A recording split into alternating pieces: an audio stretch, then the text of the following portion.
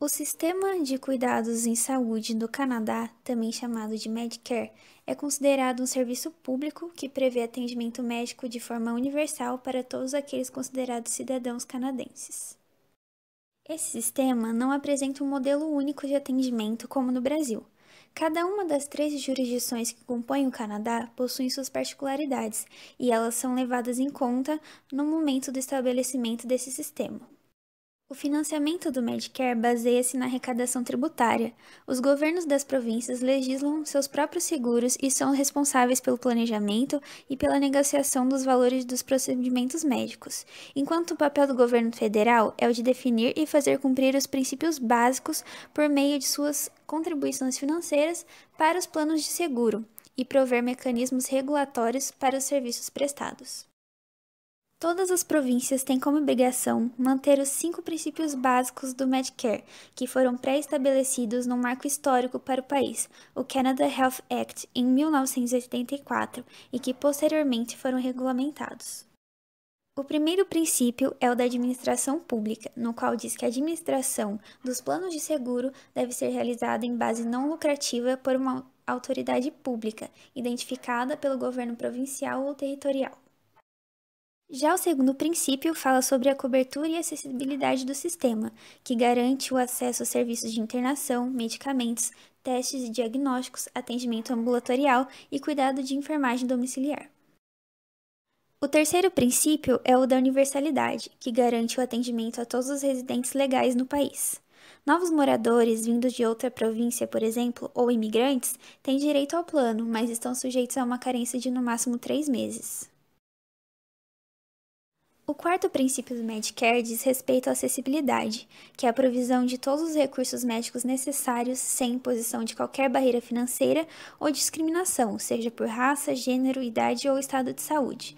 Essas questões são monitoradas pelo Departamento Nacional de Saúde e Bem-Estar como condições para o substancial subsídio federal.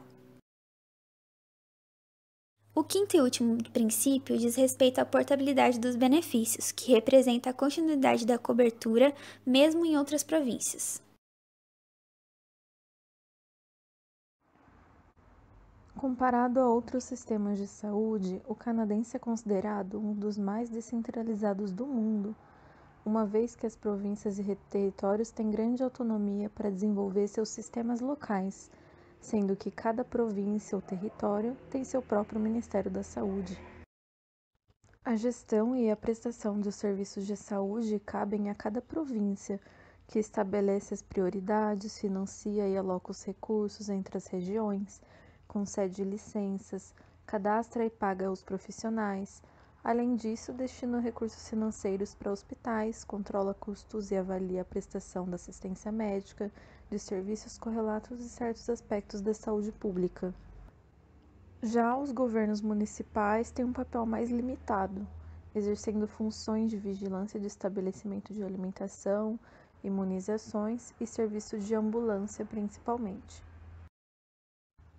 Se tratando do acesso aos serviços de saúde, quando um cidadão canadense precisa de assistência médica, ele procura um médico ou clínica de preferência, onde apresenta o cartão de seguro de saúde emitido a todos os residentes admissíveis de cada província, e em seguida os médicos recebem a sua remuneração pelos serviços prestados, após apresentarem suas notas de honorários diretamente ao plano de seguro de saúde provincial, para que então haja o pagamento.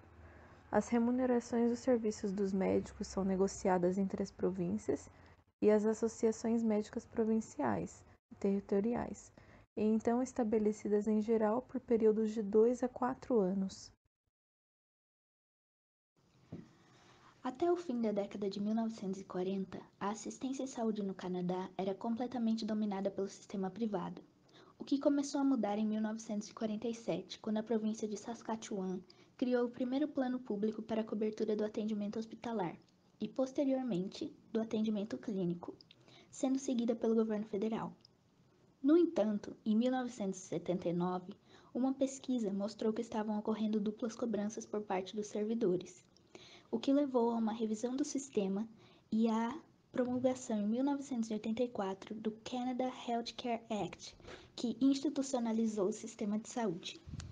Isso levou ao sistema Medicare como é hoje, em que os serviços de atendimento em hospitais, consultas médicas e exames diagnósticos são de cobertura integral do sistema público, não sendo permitidas cobranças ao usuário por esses serviços, enquanto outros, como saúde bucal e ocular, são oferecidos pelo Estado a apenas alguns grupos e os demais precisam recorrer a um plano de saúde ou financiamento próprio para obtê-los.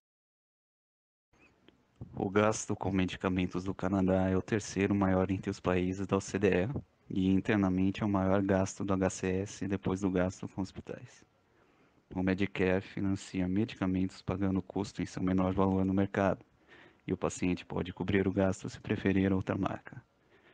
Note que o financiamento é feito por ambos setores público e privado, com a adição de medicamentos comprados pelo próprio paciente. Seu financiamento público soma em volta de 14,3 bilhões de dólares, 388 per capita, e é 42,7% do financiamento total, enquanto seguros de saúde privado gastam 12,3 bilhões com medicamentos prescritos. Medicamentos pagos pelo próprio paciente somam 13 bilhões, incluindo prescritos e MIPs. Segundo o levantamento do Canadian Institute for Health Information, os medicamentos mais comprados pelo serviço público são para o tratamento de artrite reumatoide, hepatite e para degeneração macular. Em 2017, o gasto com medicamentos genéricos foi de 31% em relação ao total de medicamentos fornecidos pelo Medicare. O CIRI argumenta que a parcela não reflete o uso real da substituição de referências pelos genéricos, pois nem sempre o genérico está disponível, pois está protegido pela patente. Os órgãos canadenses pertencentes ao portfólio da saúde asseguram que medicamentos de qualidade e com preços tabelados sejam disponíveis à população, trabalhando em conjunto. O PMPRB, ou Patented Medicine Prices Review Board, regulamenta os preços dos medicamentos patenteados. O CIRI, Canadian Institute for Health Information, reúne dados ambos dos sistemas privados de saúde e do sistema público. O Health Canada é o braço federal que assegura a acessibilidade e a redução de riscos da saúde. E o CADTH, Canadian Agency for Drugs and Technology in Health, regula o uso da tecnologia na área da saúde, através de evidências. A tabela ilustra quais medicamentos o serviço público cobre. TPS significa Total Program Spending, ou o total gasto pelo programa. A tabela mostra o gasto com cada classe de medicamento e o quanto são utilizados em taxa de uso. Note que o gasto com medicamentos de alto custo se mostra um problema até mesmo para um sistema de saúde robusto como o Medicare. Mas críticos indicam que uma maior coordenação no sistema de financiamento de drogas renderia menores gastos. Sugerem, por exemplo, a adoção de uma lista de medicamentos essenciais. Em 2017, 18,4% de moradores de bairros de baixa renda utilizaram o Medicare para a compra de medicamento, enquanto 13,6% de moradores de bairros de alta renda o fizeram. No Canadá, é normal que as pessoas possuam os chamados médicos de família, isto é, cada família passa sempre com o mesmo médico clínico geral, e então o médico encaminha o paciente para as outras especialidades, caso haja necessidade. O governo canadense possui plano de saúde temporário para os refugiados, protegidos e requerentes de refugiados.